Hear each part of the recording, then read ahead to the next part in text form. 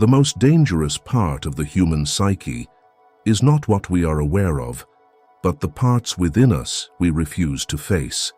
These parts do not disappear. They move to the background and wait for the right moment to surface. This pattern often appears most clearly in people who are seen as understanding and kind. Those who sense the emotions of others very quickly also tend to regulate their own reactions very carefully. They notice tension in a conversation, recognize when someone is hiding something, and often choose to keep things stable rather than push a situation into open conflict. Over time, this habit creates a particular psychological structure. On the surface is a person who seems agreeable and considerate, but deeper in the psyche, many natural reactions are simply held back. Jung called this hidden reservoir the shadow. It does not only contain negative emotions, but also justified responses that were never expressed. When this psychological energy accumulates for too long, the inner balance of the personality begins to shift.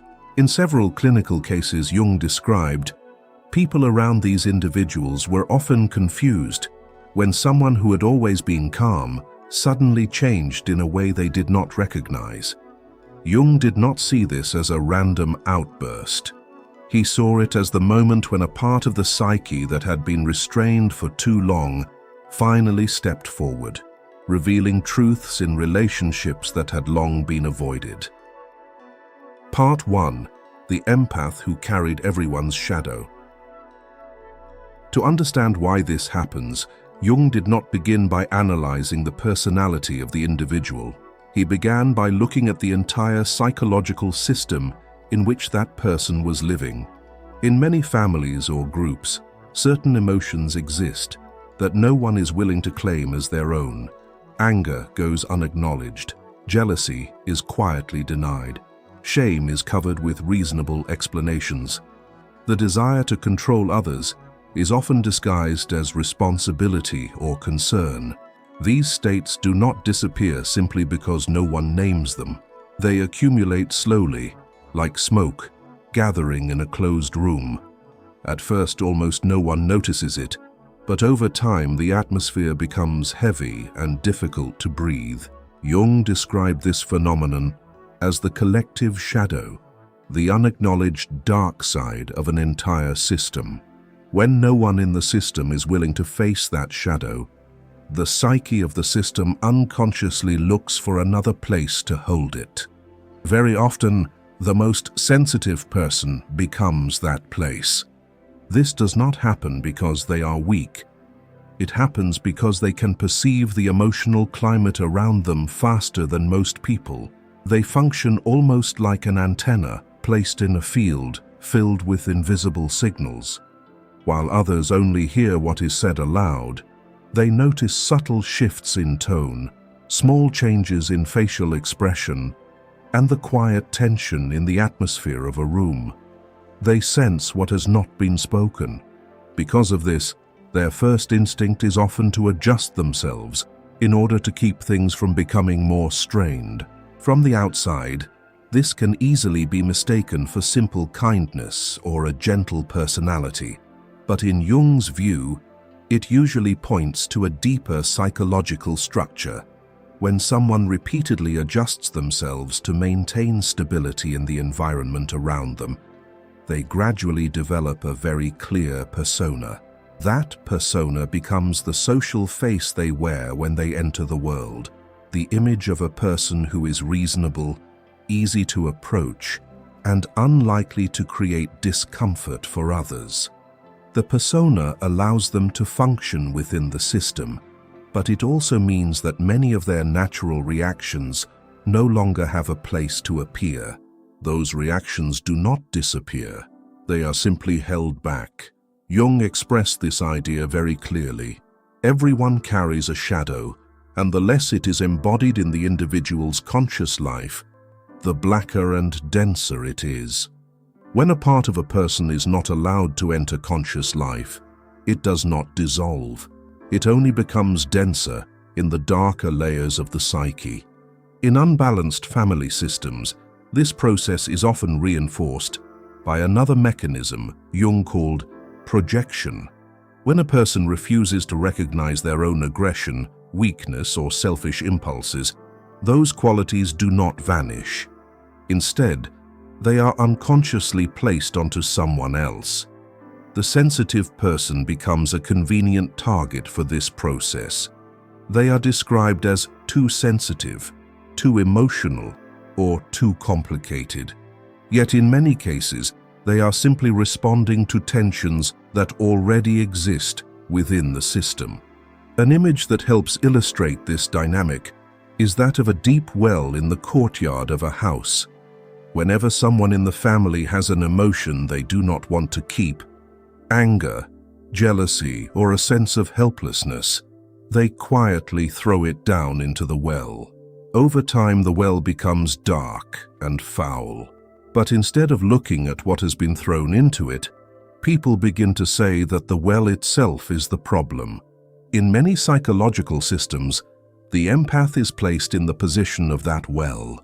This dynamic becomes even stronger when the caregiver role becomes central to a person's identity. Many empaths grow up believing that their value lies in calming others, caring for them, and carrying their emotional burdens. At first, this appears as a beautiful quality, but when it becomes a psychological obligation, it can turn into what is known as a compulsion to rescue. A person begins to feel that they must save others in order to feel that they themselves have worth. As this pattern continues over many years, psychological boundaries begin to blur. A person's sense of self gradually merges with the emotional states of others, to the point that they can no longer clearly distinguish which feelings belong to them and which ones they are carrying for someone else. At this stage, the empath often becomes trapped between persona and shadow. On the outside, they continue to appear calm, reasonable, and understanding. Inside, however, layers of unacknowledged emotion begin to accumulate. Anger, suppressed frustration, exhaustion, and the quiet realization that they may have been taken advantage of. Jung emphasized that what is repressed does not die. It simply changes its form of existence. Every emotion that is swallowed becomes something like a psychological debt still present within the structure of the psyche. These debts do not disappear. They continue to gather energy in the deeper layers of the mind, and the psyche always moves toward restoring its balance. This is why Jung paid special attention to moments when a person who has long absorbed the emotional tension of an entire system suddenly begins to respond differently. To the people around them, the change may appear strange or even alarming, but from Jung's perspective, it resembles the moment when the ground finally cracks after years of pressure, building beneath the surface. That moment does not only transform the individual, it begins to expose the psychological structure of the relationships surrounding them. What truly interested Jung in such cases, however, was not simply the change in the empath. What interested him more was the reaction of the entire system when the person who had been absorbing its shadow was no longer willing to continue doing so. And it is precisely at this point that the story becomes far more complex than it appears from the outside. Because when the well in the courtyard no longer holds everything that has been thrown into it, those things do not disappear. They begin to rise to the surface. And when that happens, many truths that people had long avoided can no longer remain hidden. The next part will explore a more important question: why people like this often see things very early, sometimes long before anyone else recognizes that something is wrong. Jung's answer to this question may change the way you understand intuition and empathy altogether. Part 2. The empath who sees what others hide. If the previous section showed that empaths often become the place where the tension of an entire system is absorbed, Jung's deeper observation points to something else that is rarely noticed. These individuals do not only absorb the emotions of others, they also observe them with a level of precision that they themselves are often not fully aware of. Every small gesture, every shift in tone, every passing glance leaves a trace in their mind. And these traces do not remain scattered like loose fragments of information. Their psyche begins to arrange them automatically into patterns. In Jung's way of thinking, the human mind does not merely experience the world, it constantly searches for the hidden structure beneath what is happening. The psyche functions like a map reader. When a certain behavior appears again and again in different situations, the mind begins to connect the points and recognize the pattern behind it. For this reason, empaths rarely see human behavior as isolated events. They begin to notice the repeating patterns that lie underneath those events. It is similar to standing high above a maze.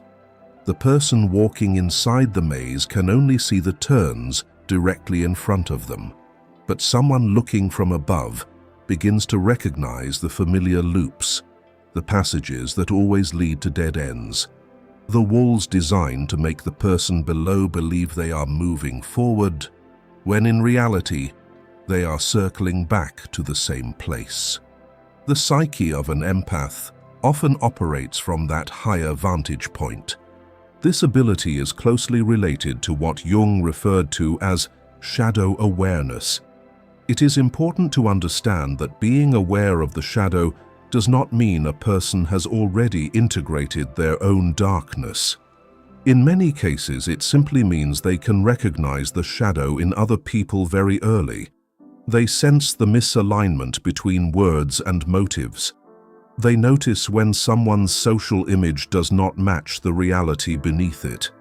Jung repeatedly emphasized that the unconscious communicates through extremely subtle signals. These signals rarely appear in the words themselves. They appear in breathing patterns, in reaction speed, in the way someone's eyes move away at the exact moment a question touches a sensitive point. For most people, these signs pass too quickly to be noticed. But an empath often resembles someone who can read an invisible script running through the body and behavior of another person. One image that can help illustrate this mechanism is that of a room filled with mirrors. In such a room, even the smallest movement is reflected again and again. A strained smile does not disappear the moment it appears. It multiplies across the mirrors until its true shape becomes visible. The mind of an empath often works in a similar way.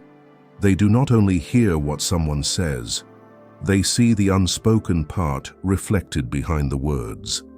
I once heard a story from a Jungian analyst about a woman named Emily Carter, a project manager at a technology company. Emily was not someone who liked to draw attention to herself. In meetings, she usually spoke less and listened more.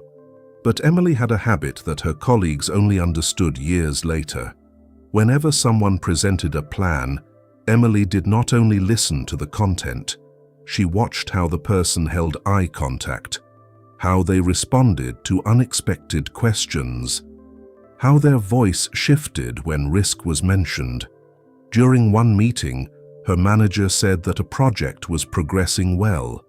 Everyone nodded, but Emily felt something was wrong, not because the information sounded incorrect, but because each time the budget was mentioned, the manager hesitated for half a second before answering. 3 months later, the project collapsed due to lack of funding. When Emily later told this story to her therapist, he simply smiled and told her she had not been guessing. Her psyche had read signals that the conscious attention of the entire room had overlooked. This capacity to recognize patterns makes empaths resemble people who can see the small cracks in a wall long before it actually collapses. Others look at the wall and see that it is still standing, but someone trained to watch the light slipping through those cracks knows that the structure inside has already begun to weaken. According to Jung, the psyche always leaves traces. No emotion passes through a person without leaving some kind of imprint. Envy leaves a small shift in the eyes. Shame leaves a brief pause before someone answers. A lie leaves a slightly shortened breath.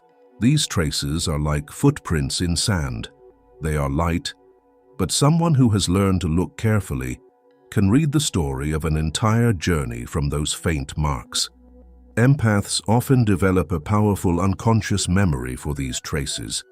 Each broken promise, each apology that does not feel genuine, each fleeting look of contempt that quickly disappears is quietly recorded.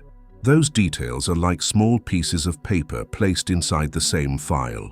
At first, the file is thin, but after many years, it becomes too thick to pretend that its contents are not there. This is why the moment when an empath finally snaps is rarely an impulsive reaction. It resembles the work of a seismologist. For years, that person has been recording small tremors that no one else noticed. When the large earthquake finally happens, the people around them think it appeared suddenly. But for the person who has been tracking the tremors, the earthquake is only the final result of movements that have been building for a very long time. The tragedy is that many empaths are never allowed to trust what they observe. They are often told that they think too much or feel too deeply. When they say that something feels wrong, others reassure them that they are imagining things. After hearing this for many years, they begin to doubt their own perception. Their ability to observe remains intact, but it becomes locked in silence. From a Jungian perspective, this is a profound form of psychological gaslighting. A person begins to betray their own system of perception in order to remain accepted within their environment. But the psyche does not forget what it has seen. Those observations do not disappear. They simply sink into the deeper layers of the unconscious, like hot ash resting beneath a layer of coal. On the surface, everything may appear calm, but if a strong enough wind passes through, that entire bed of ash can suddenly ignite into fire. Part 3. When the unconscious truth can no longer stay buried. A foundational principle in Jungian psychology is that what is repressed does not disappear. It simply withdraws into deeper layers of the psyche and continues to accumulate energy there. When it returns, it rarely comes back in its original form. It returns stronger, more distorted, and often with a compulsive force. This becomes especially visible in empathic individuals. In their case, repression is not limited to emotions such as anger or disappointment. It also involves perception. They do not only swallow their anger, they swallow what they have seen. They notice the misalignment in a relationship, yet tell themselves that perhaps they are overthinking. They sense that an apology is not sincere, but they choose to explain it away for the other person. Each time this happens, a piece of truth is buried a little deeper. Jung once wrote a line that expresses this dynamic very clearly. What you resist persists. When the conscious mind rejects something, the unconscious receives it. But the unconscious is not a passive storage space. It is more like living soil, where every seed continues to grow even when no one is watching. When a truth is pushed down into that soil, it does not remain still. It continues to develop in the darkness of the psyche, and when it finally returns, it is no longer small in the way it once was. In empathic people, this process is often more subtle. Society tends to encourage them to become the ones who keep the peace, They grow used to adjusting themselves so that others do not feel uncomfortable. Because of this, instead of speaking about what they see, they often adjust their own interpretation of reality. Each time their intuition detects something that feels off, and they tell themselves, "Maybe I'm just too sensitive," the psyche records a small internal split. One part inside still knows exactly what is happening. The other part continues to play the role of the understanding person in order to keep the relationship stable. Over time, this split creates an increasing psychological pressure between the two sides of the self. That pressure resembles steam trapped inside a pressure cooker sitting on a stove. From the outside, the kitchen remains quiet. People are still talking, still eating, still moving through daily life as usual. But inside the pot, the temperature is rising minute by minute. Each time a truth is denied, it is like adding more heat beneath the pot. At first, nothing seems to happen, yet the pressure does not disappear.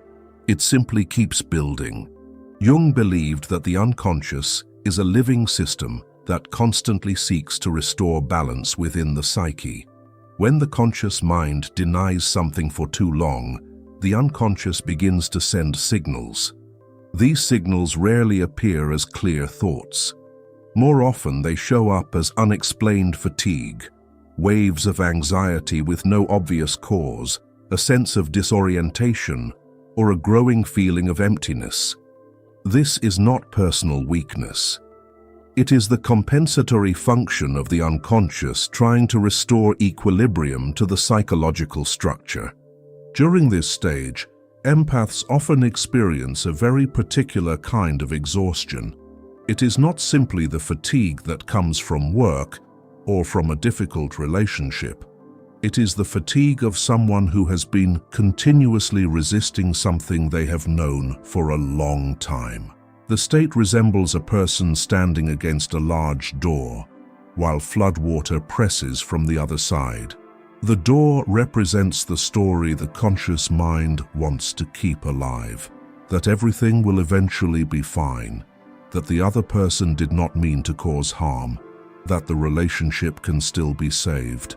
But behind that door lies the full weight of the truth the psyche has already seen.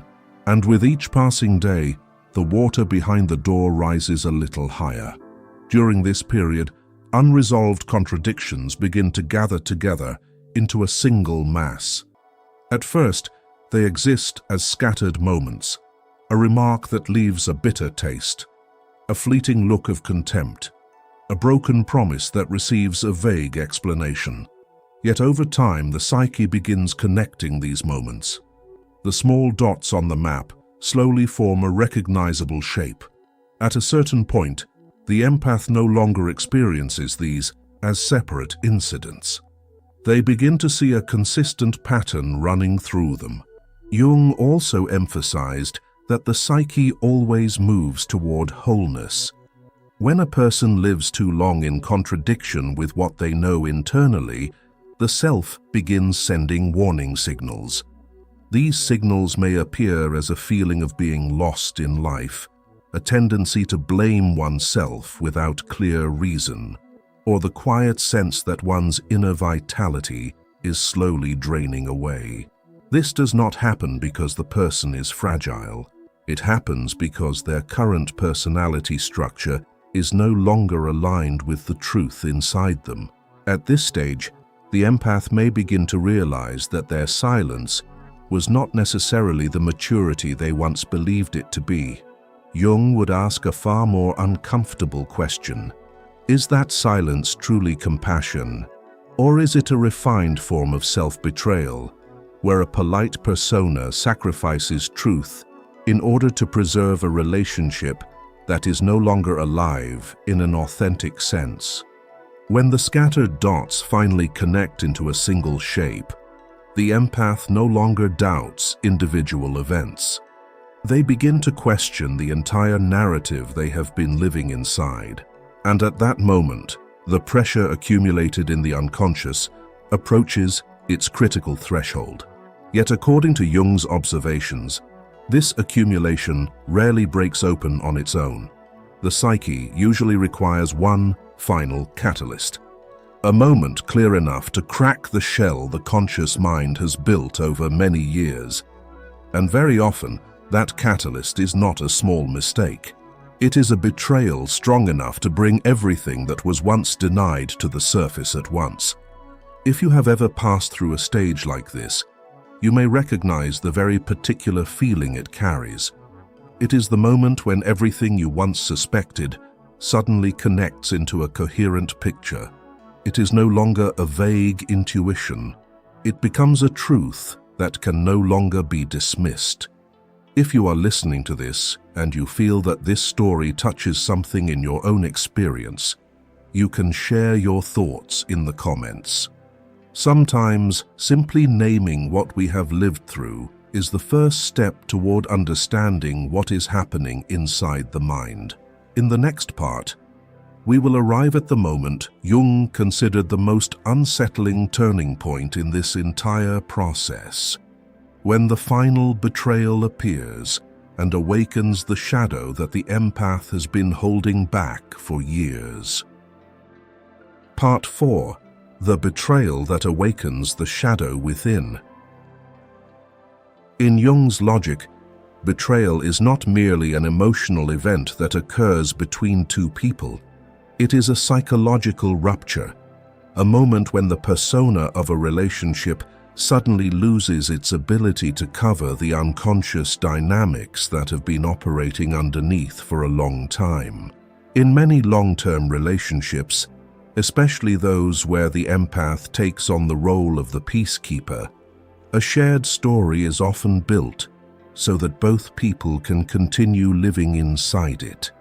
That story may be the belief that sacrifice will eventually be understood, that the signs of instability are only temporary phases, or that patience will eventually make the other person change. The persona of the relationship works like a layer of plaster spread over a wall that has already begun to crack. The plaster does not make the wall stronger. It only makes the cracks harder to see for a while. But when an event clear enough occurs, the plaster can no longer hold, and all the fractures behind it appear at once. For the empath, the moment of betrayal is rarely shocking because it is completely new. It is shocking because it confirms something the psyche has known for a long time, but was never allowed to acknowledge. The feeling is like a flash of lightning tearing across the night sky. The lightning does not create the abyss in the ground.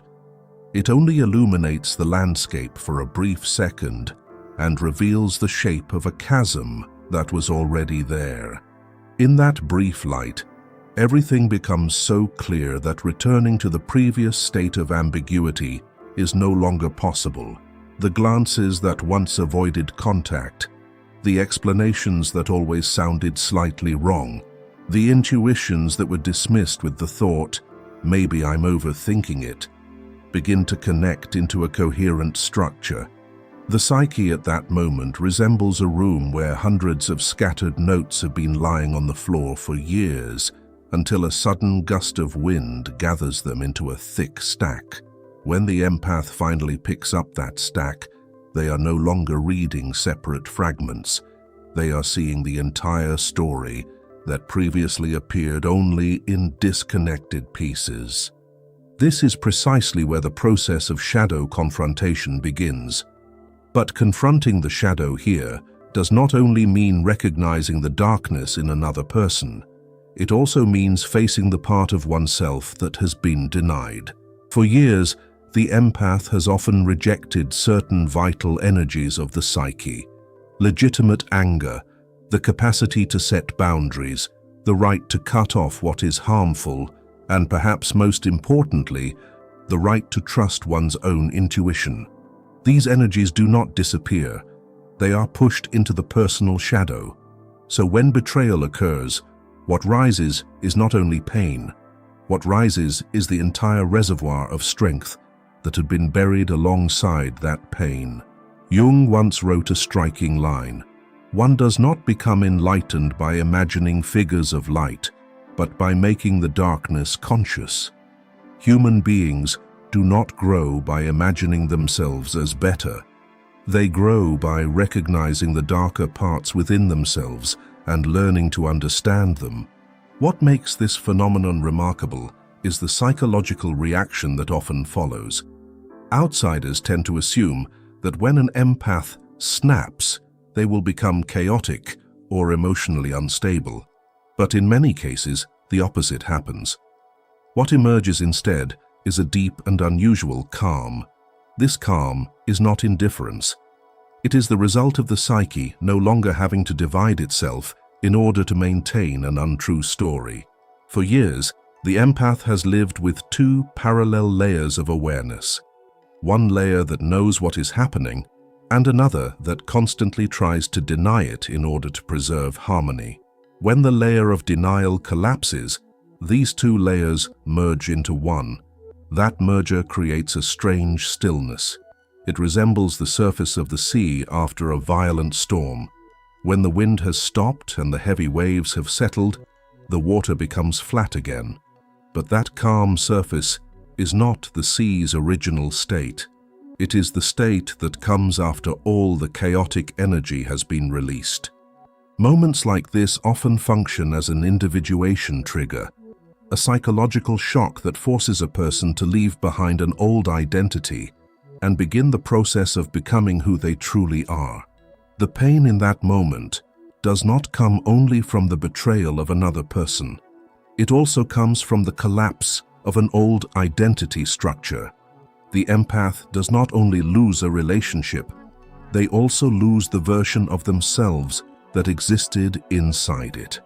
The one who always endured, the one who always explained things away for others, the one who believed that if they just tried a little harder, everything would eventually be fine.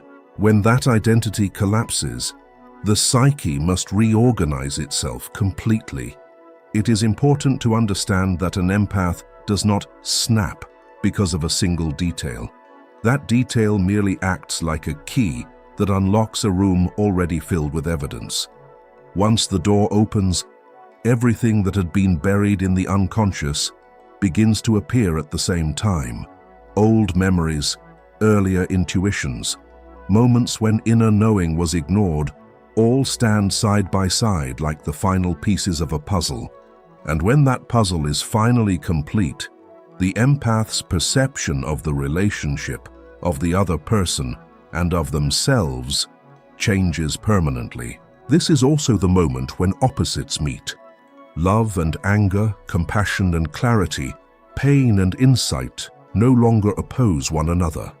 They merge into a powerful axis of awareness. Before this moment, the empath often used their intuition to keep loving and to keep hoping. After betrayal, that same intuition begins to serve a different purpose: protecting the truth. This reversal can frighten people around them because they no longer recognize the familiar person they once knew. The shadow that the empath encounters in this moment is not cruelty. It is more like a sword that has been locked in its sheath for far too long. The day the sword is drawn is not the day it was forged. The sword has existed all along. That day is simply the day the person holding it finally accepts that they have the right to use it. Moments like this matter because they reveal something essential about the psyche. Sometimes the self must use pain to awaken the ego when every gentler signal has been ignored. In that sense, betrayal becomes a harsh ritual of truth. It is not beautiful, but it is generative. And when an empath finally touches that buried strength within themselves, the central question is no longer why the betrayal happened. The real question becomes something deeper: how the new person who has just awakened inside them will choose to live from this point forward. That is where the journey moves into the next stage. The stage Jung described as the beginning of becoming a whole human being. Part 5. the moment the empath becomes whole. Becoming whole does not mean becoming perfect or living without darkness. It means a person no longer has to divide themselves into two separate halves, the part that is allowed to exist and the part that must be hidden. Before this, many empaths only allow their gentle qualities to appear in the world. Compassion, patience, and the ability to understand others are preserved as the central traits of their identity. Meanwhile, other energies, such as rightful anger, the need to be respected, the ability to say enough, or the strength to cut off a harmful relationship, are pushed down into the deeper layers of the psyche as if they were dangerous forces. Jung believed that when a person does this for too long, they do not become better. They simply become divided. Individuation begins when that division is repaired.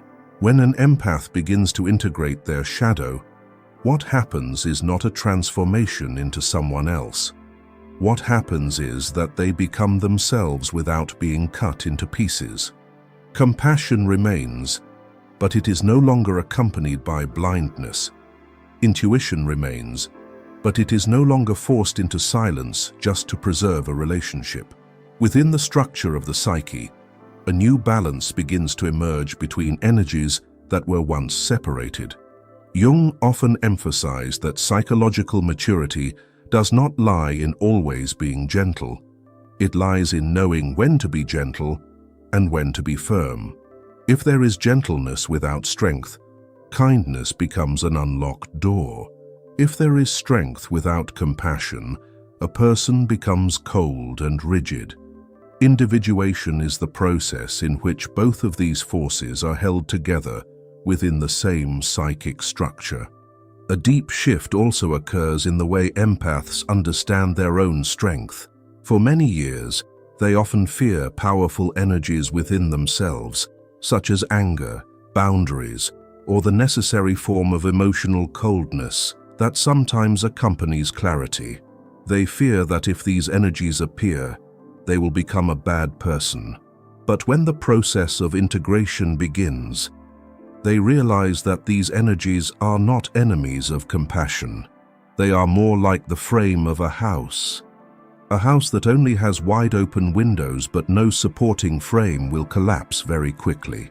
Compassion works the same way. If it is not supported by boundaries and clarity, it slowly turns into a prolonged form of self-sacrifice until the soul becomes exhausted. Jung once wrote, "The privilege of a lifetime is to become who you truly are. But to become who you truly are, a person must be willing to reclaim the parts of themselves they once feared." When this integration happens, something important begins to form in the psyche of the empath: psychological sovereignty. This means the center of identity no longer depends on the reactions of the surrounding environment. Before this shift, empaths often live in a reactive state. They adjust their emotions, behavior, and thinking according to what other people need or expect. They resemble a compass that constantly turns toward the magnetic field of the people around them. When psychological sovereignty emerges, that compass begins to turn back toward its own axis. They still retain the ability to feel others deeply, but they no longer allow other people's emotions to determine their worth. After integrating the shadow, empaths usually do not become louder or more aggressive. They become clearer. The change is similar to a pane of glass that was once covered in fog and has now been wiped clean. It is still the same glass, but everything behind it appears sharp enough that it can no longer be easily distorted. People around them begin to notice that they can no longer enter the empath's psychological space in the same way as before. This is not because the empath has become closed off. It happens because they no longer bend the data of reality in order to preserve a flattering image of others. Their intuition is finally allowed to stand upright instead of bowing down to blind hope. Another deep change also appears. In the past, many empaths unconsciously equated the depth of love with the amount of pain they were willing to endure. They believed that real love must pass through great sacrifice. But after integration, they begin to see love differently. Healthy love does not shrink the soul, it expands it. If a relationship forces a person to keep making themselves smaller in order to fit into someone else's space, that is not depth. That is the narrowing of identity. And when a person reaches this state of psychological sovereignty, something interesting begins to happen. Not only does their life change, the systems around them begin to change as well.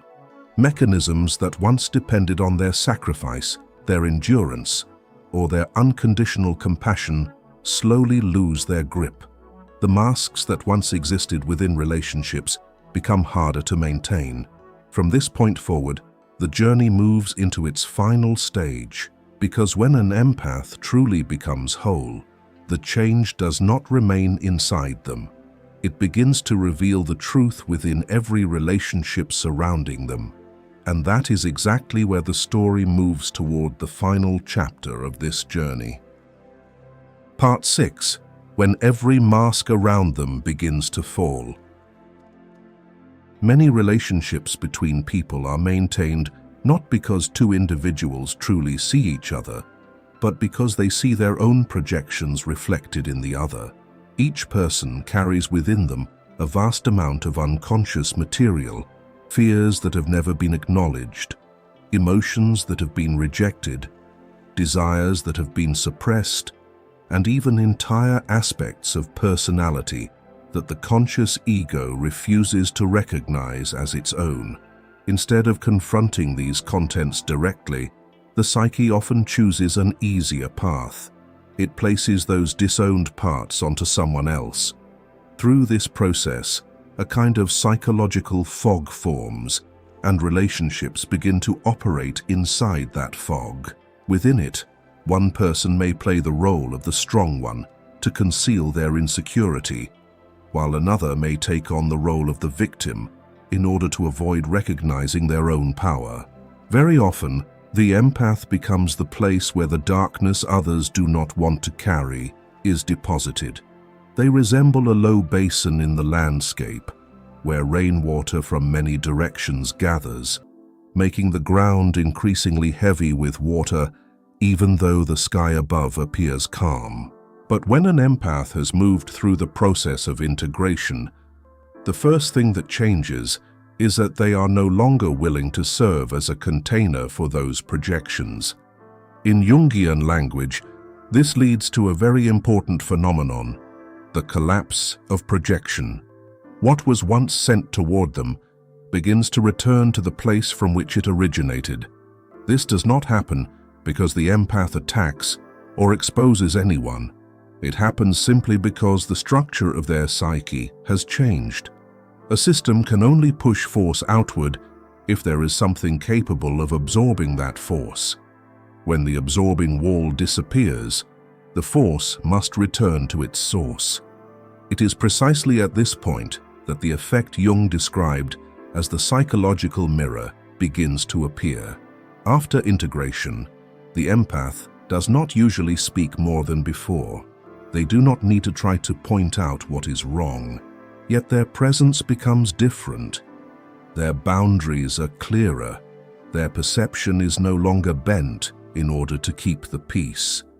In such a space, the people around them begin to see themselves more clearly, much like when a large mirror is placed upright in a room that has long been used to living in dim light. The mirror is not judging, it is simply reflecting. Yet that reflection can be deeply uncomfortable for those who are accustomed to living through roles. In many relational systems, especially those that have operated for many years, the change in an empath resembles placing a heavy weight at the center of a network of stretched wires. Once the center of gravity shifts, the entire network must readjust. Those who are used to controlling others may feel destabilized because their familiar strategies require someone willing to take the blame, explain things away, and carry the emotional burden. When the empath no longer performs that role, those strategies lose their anchor. Those who are used to shifting responsibility may feel threatened because they no longer have a place to deposit their emotional weight. Yet those who are sincere often feel the opposite. They experience a kind of relief that is difficult to describe, similar to stepping into a room where the air has been renewed after a long period of suffocation.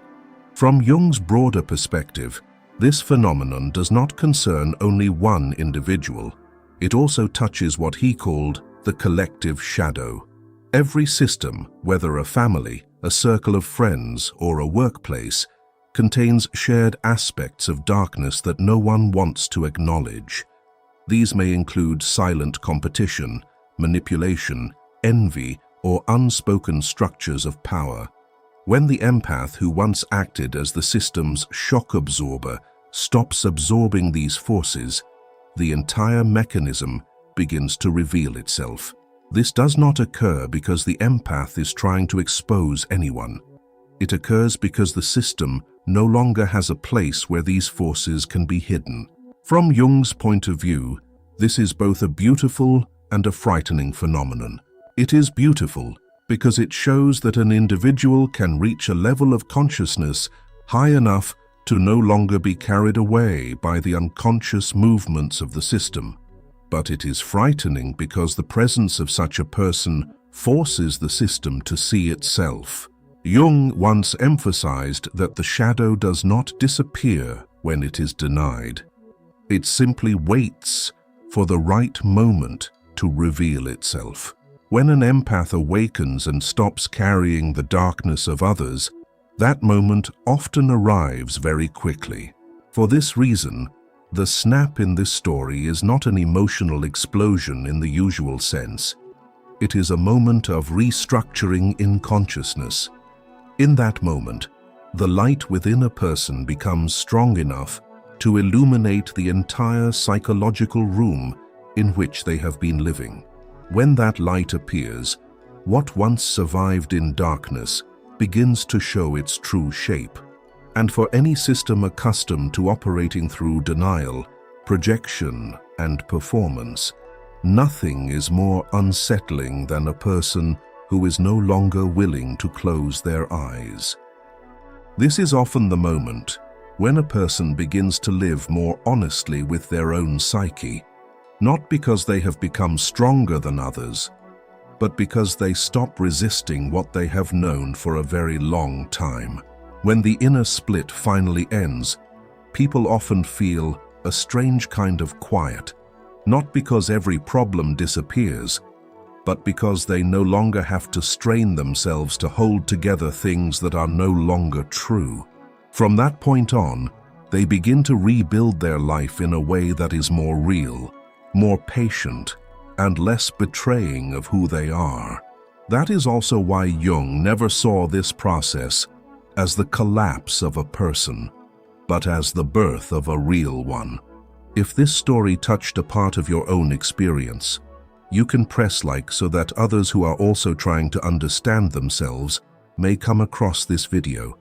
And if you want to continue exploring the deeper layers of the human mind through the lens of Carl Jung, consider subscribing to the channel and walking with us through the stories that come next.